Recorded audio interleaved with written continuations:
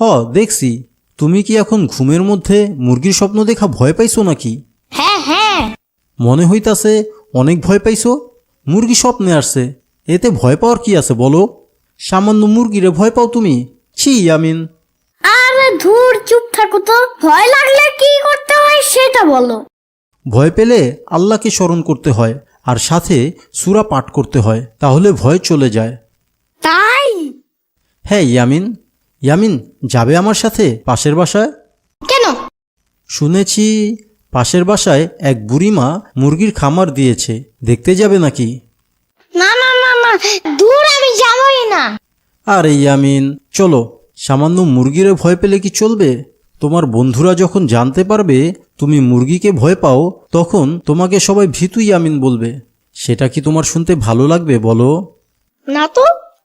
তাইলে চলো, আজকে তোমার ভয় ভাঙাবো। মুরগিকে আর যেন ভয় না পাও, সেই জন্য তোমাকে নিয়ে যাব। চলো। হ্যাঁ হ্যাঁ, চলো।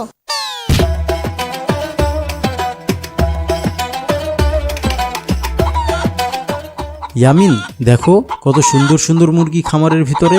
হুম। আসসালামু আলাইকুম। এই ইয়ামিন, নানুকে সালাম দাও।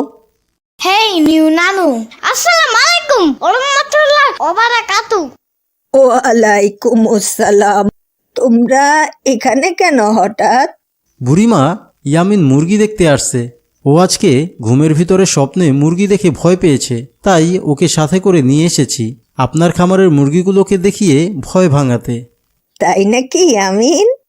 আবার জিঙ্গায়।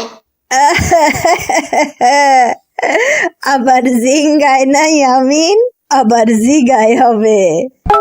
উফ, দূর, একটা বললেই তো হয়। ঠিক আছে, মুরগিগুলোকে দেখো মন মতো।